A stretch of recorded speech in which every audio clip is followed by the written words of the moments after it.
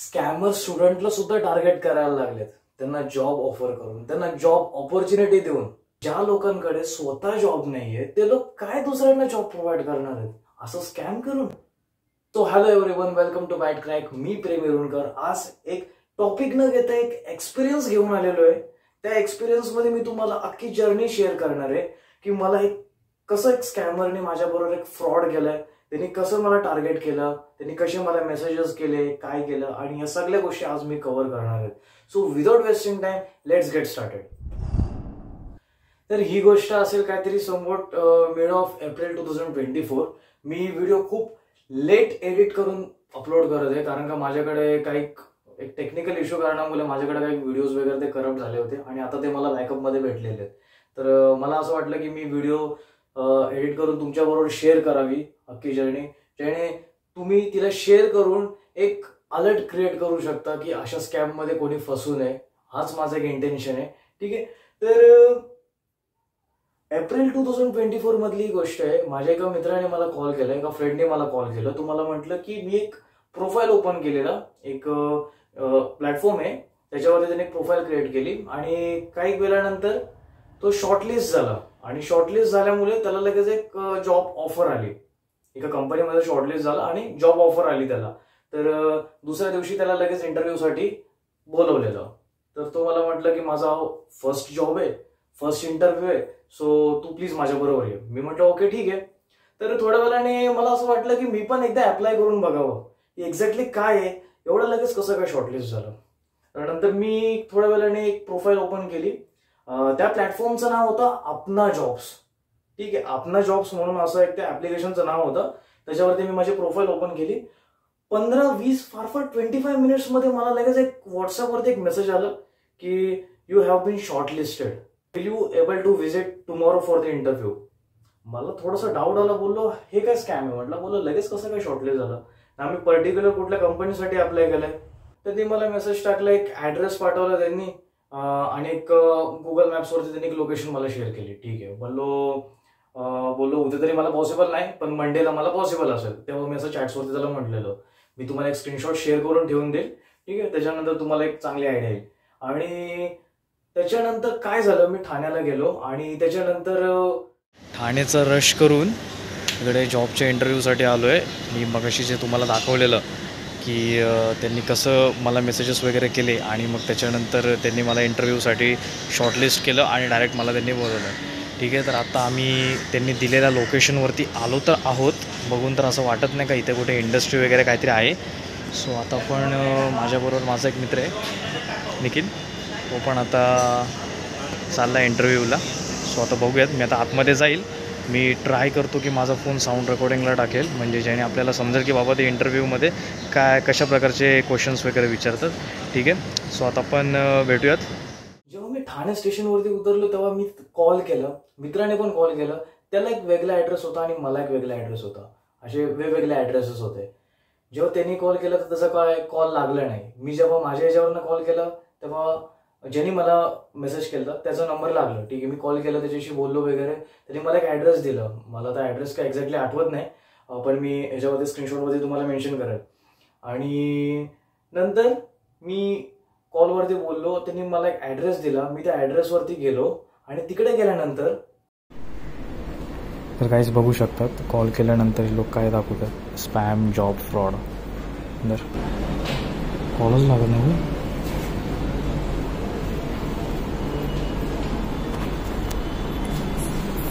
301 कुठे, 301 कुठे झालं. तर काहीच बघू शकतात. कॉल केल्यानंतर लोक काय दाखवतात, स्पॅम, जॉब फ्रॉड. तर काय चालूच नाही. हेलो हाँ मैडम, 301 के इधर ही हूँ मैं. आ रही है लेकिन 301 के इधर ही हूँ मैं. ओके ठीक है, टेक्स्ट मैसेज करता हूँ मैं आपको.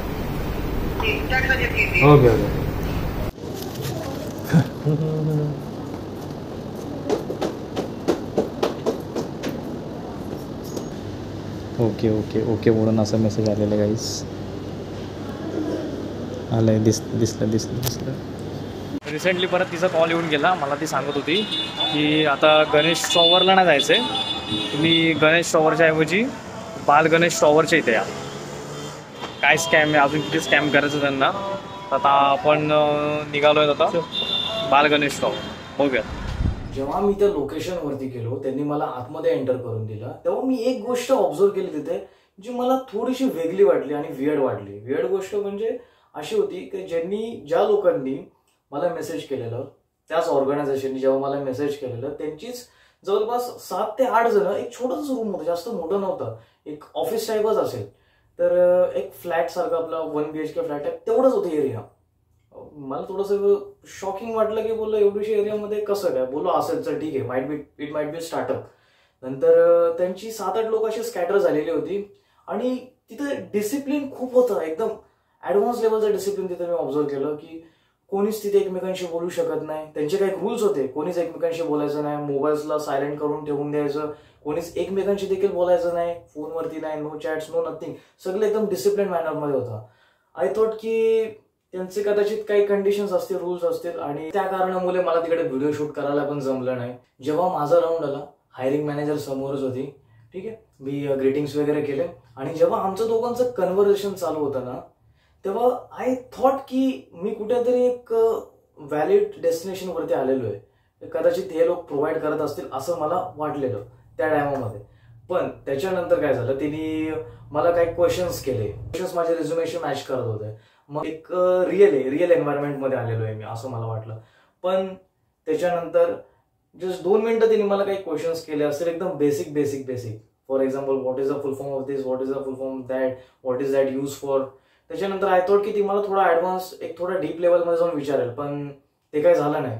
म्हटलं, बोललो ठीक आहे, चालेल, काही इश्यू नाही.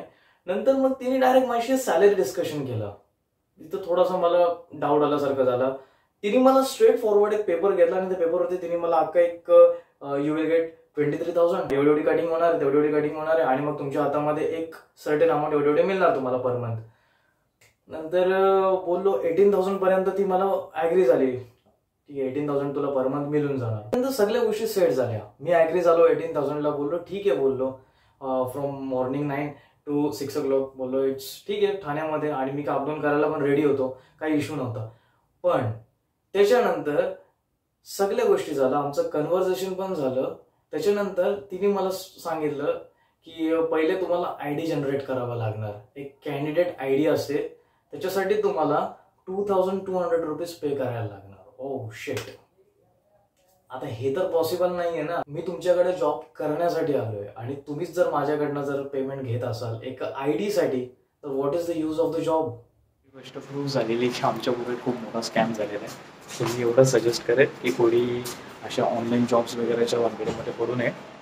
जे काय असतील ते लिगली कंपनी थ्रू तुम्हाला मेल्स वगैरे येत जातील, पण असं कोणत्याही सुद्धा थर्ड पार्टीला तुम्ही काय बोलतात प्रेफरन्स देऊ नका, प्रायोरिटी देऊ नका, एवढंच सांगतोय. आणि मी जिथून अप्लाय केलं तो म्हणजे अपना जॉब्स ॲप असं नाव होतं, आणि तिथूनच मला मेसेजेस वगैरे आले आणि असं स्कॅम झालं माझ्या बाबतीमध्ये. सो मी हायली रेकमेंड करेल तुम्ही कोणता मॉन्स्टर जॉब्स, परत इंडिड वगैरे अशा ज्या ट्रस्टेड प्लॅटफॉर्म्स आहेत त्याच्यावरच ट्रस्ट करा आणि मगच तुमचा जो योग्य असेल तो डिसिजन घ्या. त्याच्या आधी तुम्ही HR व्यवस्थित कॉन्टॅक्ट करा, कंपनीचे तुम्ही डिटेल्स वगैरे पहिले गुगल वगैरेवरती सर्च करून सगळ्या गोष्टी तुम्ही क्रॉस व्हेरीफाय करून चेक करा. पण असं कोणत्याही गोष्टीला काय बोलतात विचार न करता जर तुम्ही येत असाल तर तुमचा वेस्ट ऑफ टाईम आहे. ठाण्याला येत आहे तुम्ही, ठाण्याचे धक्के खायला लागतील, आम्ही देखील खाल्ले आज. सो प्लीज थोडा विचार करून डिसिजन घ्या. Okay, thank you. जॉबसाठी अप्लाय करायचं असेल ना, तर तुम्ही एक लेजिट, एक जेन्युइन वेबसाईट किंवा जेन्युइन ऍप्लिकेशन थ्रू तुम्ही अप्लाय करा. असे कोणत्याही थर्ड पार्टी याच्यावरती अप्लाय करू नका. ठीक आहे, तर आपण इथेच व्हिडिओला स्टॉप करूयात. व्हिडिओत आपण नेक्स्ट व्हिडिओमध्ये, आय होप सो तुम्ही या व्हिडिओला like, comment, share and subscribe करा. थँक्यू.